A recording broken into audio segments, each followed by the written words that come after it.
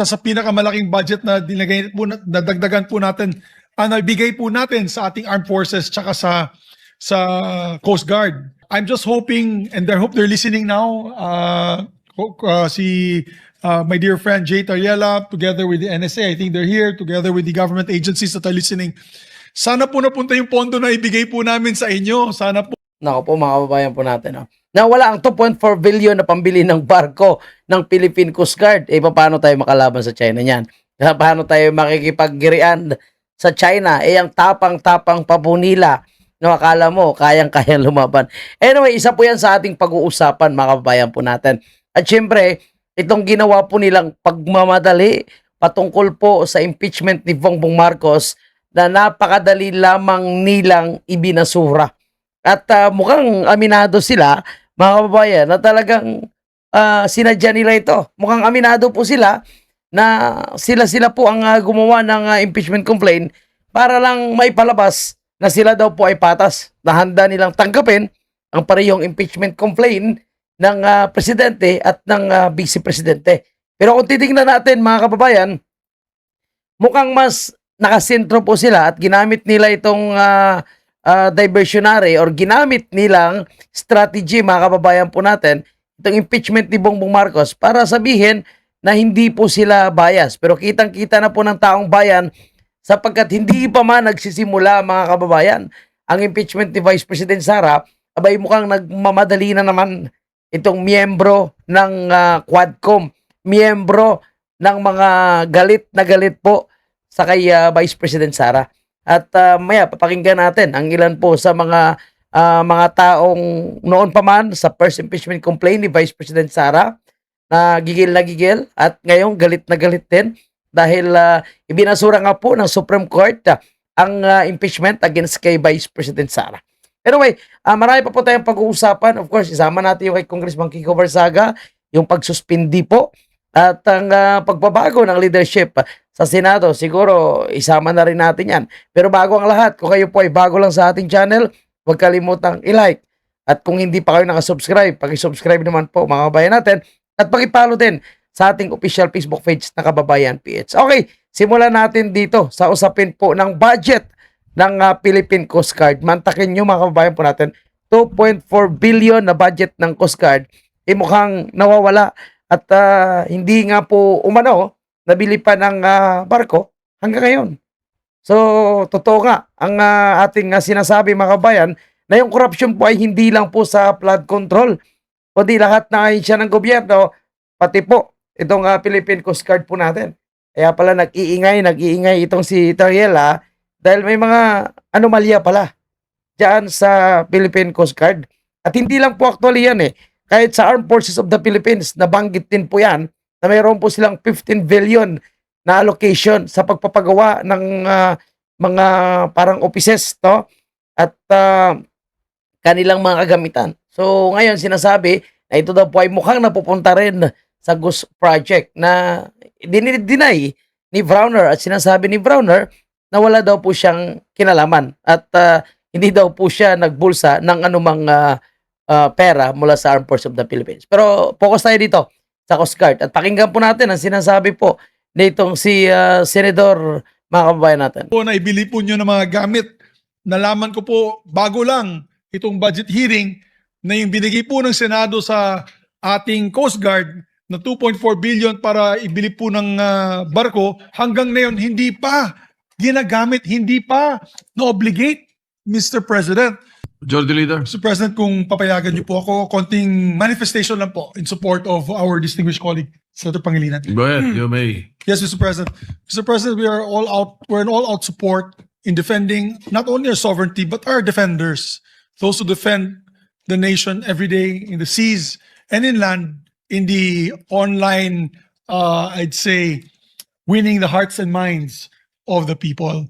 Kasi kawawa naman po sila, lalo na ating mga kawani ng gobyerno, na talagang tumatayo at ipinaglalaban ang ating karapatan, ating soberenya ng ating bansa, na hindi natin sila suportahan.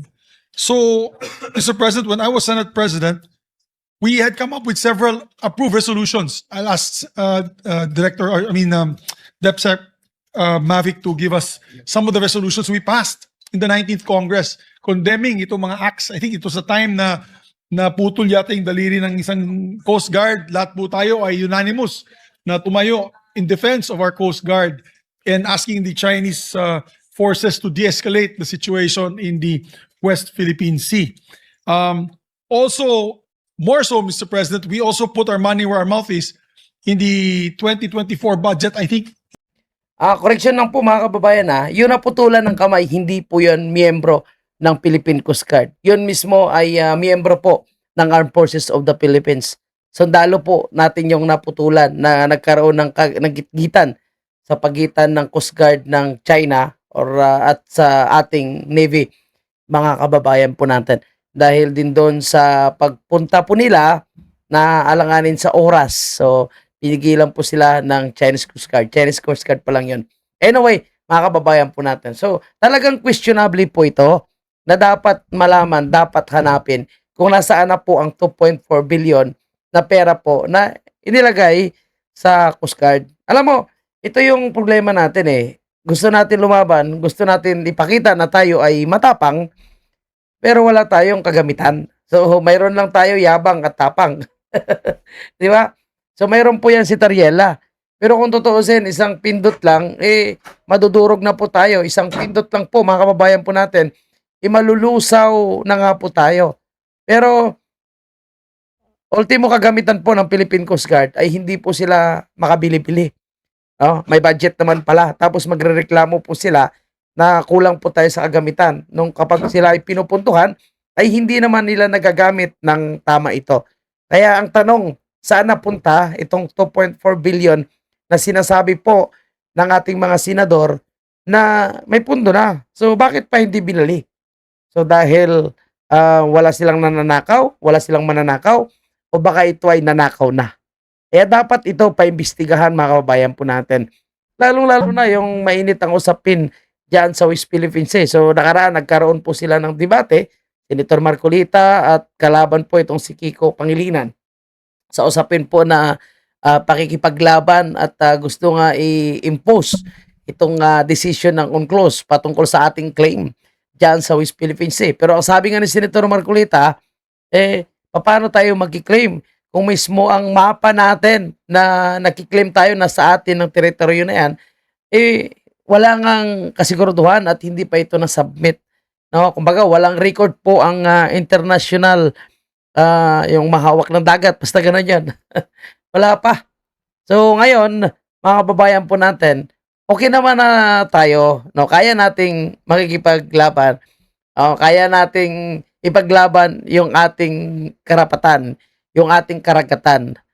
Pero sana magkaroon naman tayo ng kagamitan. At kung may pundo, dapat binibili. Kasi, kaya sumasaludo po tayo kay Tatay Digong. Sa kanyang panahon, talagang kahit papano, marami po yung nabili na mga kagamitan, hindi lang po ng Armed Forces of the Philippines, pati rin po ang ating Philippine Coast Guard.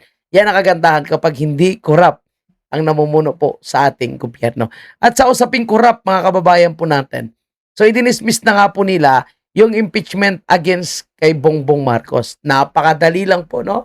Parang 3 days or 4 days lang po nilang pinag-usapan. May pa-walkout pa itong si Bini Abante, no? Na ang akala mo ay seryoso. Pero nung tumalikod, nakangiti at ngumiti ang kanyang kasamahan, so patunay na ito po ay isang kadramahan lang.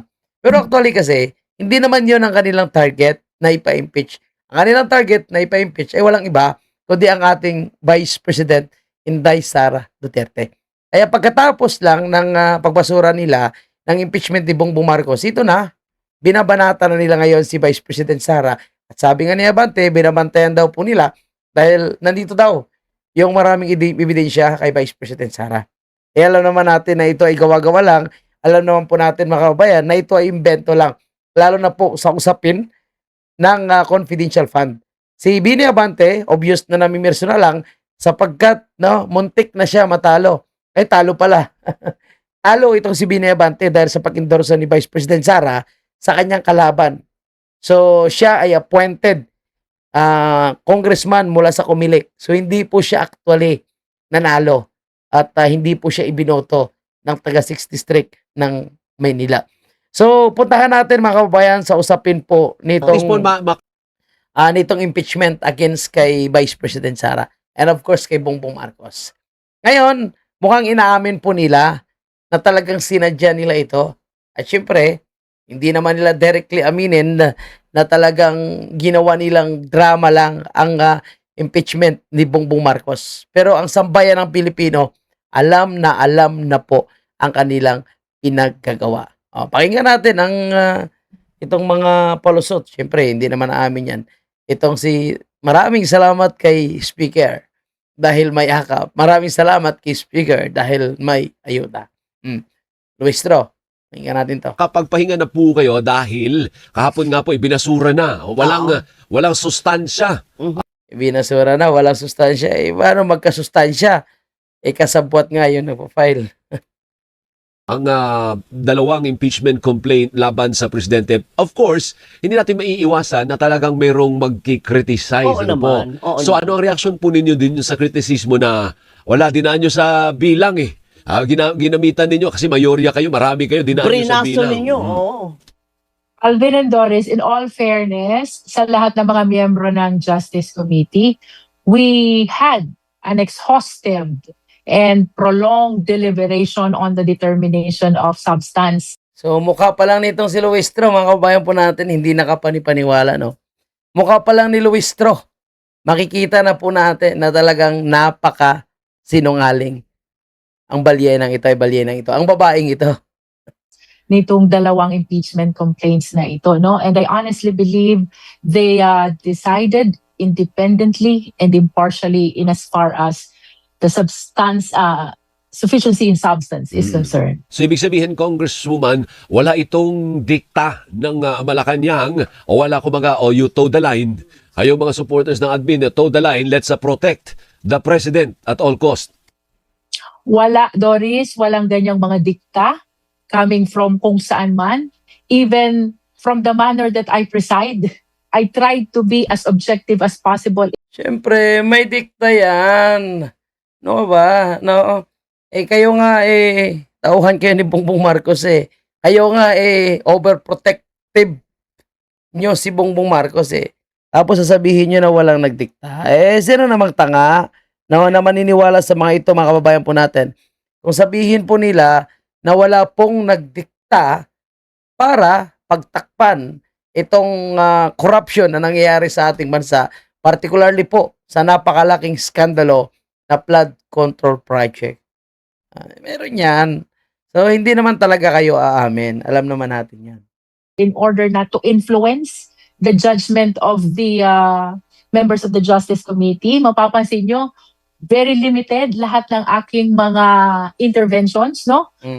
Ang pinapakialman ko lang talaga is the orderly manner of the deliberation, but in as Siyempre, planado na. Ilang bisis pa kayo nag-meeting dyan? far as the manifestations of the members of the Justice Committee are concerned, I accorded them with full liberality. Na kahit pa nga nag-o-object yung ibang miyembro because they are commenting already on the nature of the manifestation of the other Kongs, hinayaan ko pa rin because my purpose is kami kasi ay representative ng sovereign people and it is really incumbent upon us to ventilate all possible opinions.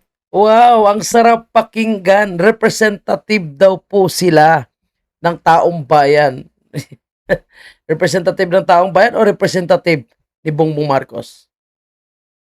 Of the people whom these members of the Justice Committee represent, no? So, in my capacity as the chairperson of the Justice Committee, I am confident that the members acted independently and impartially. Okay, ngayon, total tapos na rin lang. May hatol na po kayo, di ho ba? Maybe pwede na natin i-analyze. Ano po? Sabi nung kampo ni Congressman Tino, dapat dun sa substance, recite lang. Hindi pa tayo dun Ano sa patunay. ibig sabihin? I-recite lang. Isasabihin mo lang kung ano yung accusation Latag mo lang. Latag mo lang laban sa presidente. So moving forward, Congresswoman, hindi na pala ganun lang kasimple na ilalatag mo lang para makuha natin yung sustansya.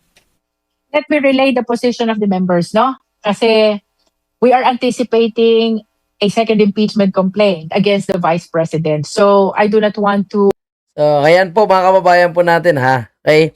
So, excited na po sila sa impeachment complaint against kay Vice President Sara. So yung script nila, kunwari hindi po sila magkukomento, pero yung ilang miyembro po nila, todo na pasaring. No? Kagaya nitong si Bini Abante, si Congressman Redon. So parang sasabihin nila sa taong bayan na ito si BP Sara ay guilty na. Kumbaga, hindi pa nasimulan ang investigation, parang hinuhusgahan na po nila yung ating Vice Presidente. At yan po yung pinagagawa po nila sa unang impeachment complaint last year po, mga kabayan po natin. Kaya sabi ko hanggang 2028 po ito na hindi nila titigilan yung ating Vice Presidente. Pari-pariho po ang kanilang sinasabi. Patas tayo. We are representative of sovereign people. Utot mo. Influence the judgment of the other members if I would be sharing my own stand on this, no? But let me share the position of the other members. The verification or the rules on impeachment is very explicit. Dapat merong personal knowledge, dapat based on authentic records, no? Ito ay napapaloob mismo doon sa verification. At kung ang sasabihin nila is hypothetically complete or true, kagaya ng sinabi ni Congressman Kit Flores, it will open the door to all sham complaints disregarding whether or not itong mga ito ay totoo o hindi or may semblance of truth man lang. Again, balikan natin, medyo technical to. Isang requirement dito ay dapat may verification. At ang Okay, wala na tong kwenta ito. Puntahan natin ang isa pa, Meron mga po kababayan po kasabihan. natin. Okay? So, ito pa, yung isang gigil na gigil pa, There mga was a lot of- kababayan po natin. Nasiga rin, no? Na sinupalpal din po ni Congressman Kiko Barsaga dahil sa kanyang pagdadrama. Mantakin nyo po, mga kababayan po natin, nagdadrama pa ito, no? At sinasabing hindi niya po gusto na isuspende itong si Congressman Kiko Barsaga. Pero dahil daw sa kanyang pambabastos, kawalan ng disiplina, so ganoon din naman. Konting drama pa. Pero ito po ay sinupalpal ni Congressman Kiko Barsaga. Pero hindi yan po yung ating pag-uusapan tungkol dito sa komento ni Karen. Kundi ang pag-uusapan natin dito, mga kababayan, yung sinasabi nila ngayon sa impeachment ni Bongbong Marcos at sa magiging impeachment ni Vice President Sara. There was a lot of discussion about are we going to entertain accusations backed up by news clippings, allegations that were declared by the Senate hearsay. So ito yung mga bagay-bagay na pag-uusapan. And when the issue on abuse of authority, citing and program appropriations was discussed, almost all members of Congress are very much aware of how this is arrived at and how the prioritization comes about. So Alam mo, ito yung problema, mga kababayan po natin . Kasi sabi nila, wala nga pong mga hard evidences. Paano magkaroon? Sila man mismo, kung totoosin, ang magbibigay o maghahanap ng mga ebidensya. Kagaya ng ginagawa nila kay Vice President Sara, na kung ano-anong phishing po ang kanilang ginagawa. So dito po kay Bongbong Marcos ay hindi nila magagawa. Kasi nga, kung ano man yung corruption or involvement, pinagtatakpan nila. unang-una galing yan sa departamento, napupunta sa cabinet as a DBM, and then reported to the cabinet, and then endorsed to Congress and Senate, all these processes. And we are very much aware that in terms of prioritization, it is based on the priority listing as attached in the GAA. So basically, even for myself, my fear there is, baka mamaya ang mangyari niyan, taon-taon na lang, any president who sits, an impeachment will be filed simply because the basis is the budget that was passed. Tingnan mo ha, worry sila, mga kababayan po natin. Alalang-alala po sila na baka daw every year ay magkakaroon ng impeachment complaint laban kay Bongbong Marcos. Dahil daw sa mga issue, no? Pero yung kay Vice President Sara, hindi po sila nag-aalala. Kasi gustong-gusto nga nila na ipa-impeach po ang ating Vice Presidente. Mantakin nyo po, mga kababayan natin ha. Dineklara na nga ng Supreme Court na unconstitutional yung impeachment last 2025. Hindi pa sila nakontento. Hindi pa sila masaya. No? Hindi pa nila nagugustuhan at kini-question pa. So tapos may mga parinig pa na pwede nilang ipa-impeach ang mga justices na nagsalita at nagbigay ng kanilang side doon kay Vice President Sara. Nag-aalala sila na palagi na lang magkaroon ng impeachment complaint kay Bongbong Marcos. bakit sila magkaalala? Unang-una, no, yung impeachment complaint against kay Bongbong Marcos is puro naman yung manufactured, scripted. Kaya nga dismiss agad eh. Dahil kung sino yung nag-file, kaalyado rin nila. At ang talagang tunay na impeachment complaint na galing dapat kila Atty. Topacio at Atty. Respicio, yun naman po ang hindi nila tinanggap. So ano pa yung aasahan natin? And kaming mga Pilipino, no, yung sinasabi nilang breaking news, surprise, no, ibinasura na yung impeachment ni Bongbong Marcos. Hindi po bago yun, no? Dahil alam na po ng bawat Pilipino, alam na po ng lahat na yung impeachment complaint against kay Bongbong Marcos ay talagang scripted po yon. Kaya kung may pa-breaking pa na ibinasura itong impeachment against kay Bongbong Marcos, yan po ay isang kalokohan. Kami po na mga Pilipino, majority ng mga Pilipinos, maliban na lang sa mga kaalyado nila at bayaran, no, na kunwari tuwang-tuwa, pero alam naman nila na scripted lamang ito. with several agencies. And when a program appropriation is submitted kasi merong pondo na available, it is the cabinet secretary and the DBM that does all of this, then passed on to the executive secretary. And somehow, the duty of the president will be ministerial. So, doon yung punto na parang ang dami na ng problema ng Pilipinas, magkakaroon pa tayo ng confusion, and we put the blame solely on the president, where in fact, the program appropriations happen. Kung may mga pagbabago yan, doon yan nangyayari sa deliberation on the budget. So, tingnan niyo po mga kababayan na yung pinupunto nitong si Karen, ang dami-dami na pong problema ng ating bansa. Tama, ang dami-daming problema ng ating bansa. Bakit nagagawa niyo pang magsayang ng oras at panahon para sa isang impeachment complaint? Nagawa-gawa niyo lang naman. Bakit nagsasayang pa kayo ng oras sa mga TRICOM nyo, QUADCOM nyo, kung ano-anong investigation dito po sa impeachment ni Vice President Sara? Bakit pa kayo nagsasayang ng oras? Ang daming problema nga, ang daming dapat yung gawin. Ang daming dapat nyo i-priority.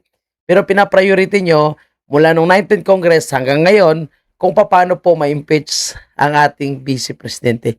Kaya wag po kami garin. Pati po yung sinasabing pagsususpende, pagpapatahimik sa ilang mga kritiko. Siyempre, mga kababayan natin, kasama na nga po itong si Congressman Kiko Varsaga na tinatarget ngayon ng kaalyado po ni Martin Romualdez at ni Bongbong Marcos. Mantakin mo, kakatapos lang ng suspended. Ito, pinasuspende na naman nila, mga kababayan po natin. At isa siyempre sa nagpasuspende ay walang iba kundi itong si Representative Karen mismo.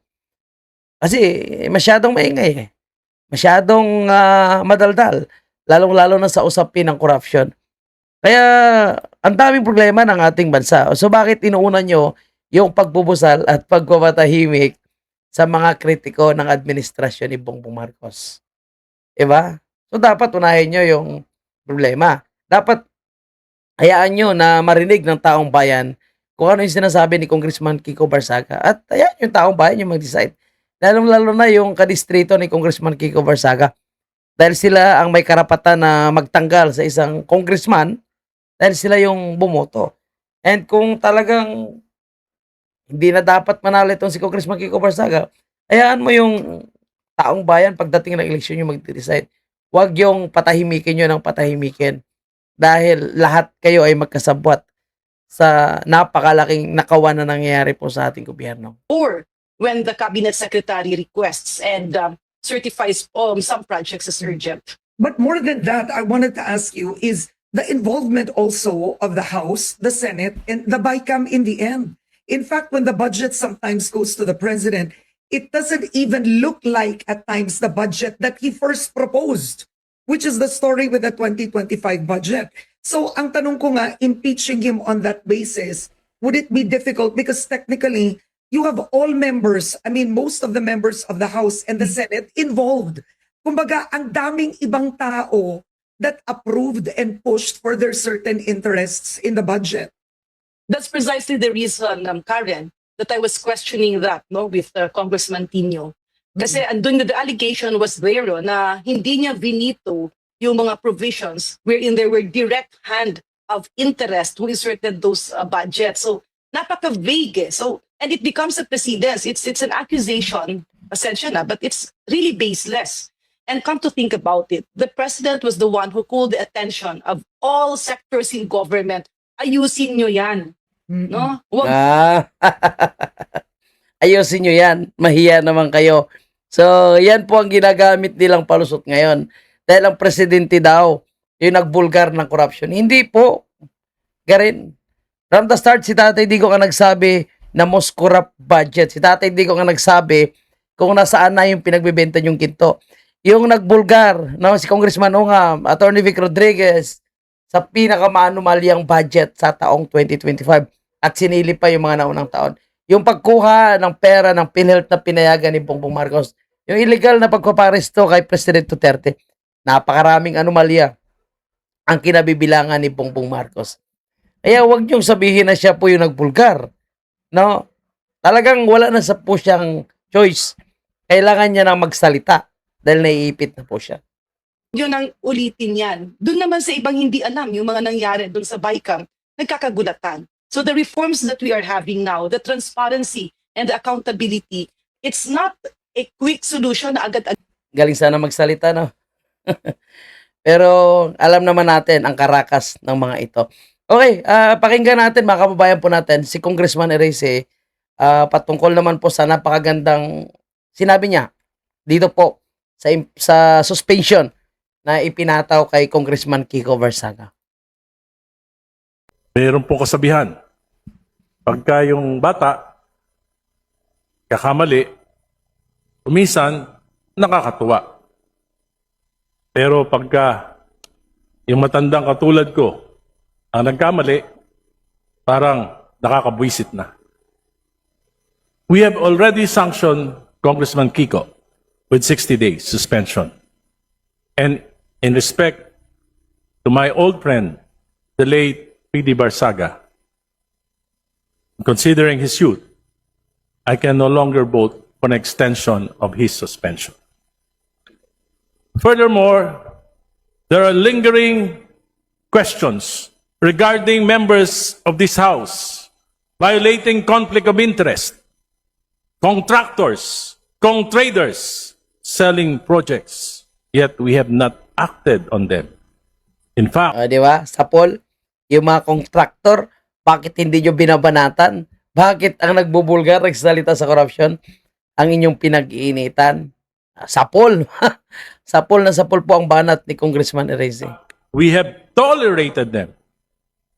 What message would it send if we suspend those who fight corruption Correct. Tama. while allowing those who commit to remain untouched in this House? Some of the posts of Congressman Kiko, I would submit as extremely reckless. Pero nakikita ko rin po, meron din po siya mga posts that reflects public sentiment. Kaya ngayon po, pinili ko ang magpatawad. Dasal ko, Panginoon, patawarin niyo po ako tulad ng pagpapatawad ko sa kapwa ko. Pinili ko, I chose to be kind. Not just to Kiko. Chose to be kind to the almost 1 million population of Dasmariñas, Cavite. Yun, sa poll sila, ano, mga kababayan po natin, sa sinabi po ni Congressman Erese, sa ginawa nilang pagsususpende kay Congressman Kiko Barsaga, dahil may conflict of interest po. Kasi nga, tinatamaan itong mga kontraktor at madalas na binabanatan ni Congressman Kiko Barsaga ay walang iba kundi si Sandro Marcos, Bongbong Marcos, at itong si Martin Romualdez, na hanggang ngayon ay hindi pa rin nakukulong, mga kababayan po natin. Ito, pag-uusapan po natin, no? Sinungaling at nagpakalat ng fake news. Yan po ang sinasabi nitong si Risa Hontiveros. Kasi nakasulat dito, mga kababayan, no? Na tila ba pinoprotektahan ni Risa Hontiveros itong mga adik na biktima umano ng AGK. So, ang sinasabi dito na hindi daw totoo, ito po mga kababayan natin. Museum po yan ng mga bayani. Hindi po sila sa mga adik. Senator Risa Hontiveros sasaktan sa mga komento tungkol sa AGK. So, ang sinasabi niya hindi daw totoo ang sinasabi dito, mga kababayan natin. At para kay Risa Hontiveros, ito daw po ay fake news. Hindi ba totoo yan, mga kababayan po natin? Na pinoprotektahan ni Risa Hontiveros yung si pangalan ng si Kian de los Santos na halos gustong sambahin, gustong dasalan, gustong gawing santo. Yang si Kian de los Santos nilagay pa sa box na glass at nagpagawa pa sila ng museum ng mga biktima ng war on drugs.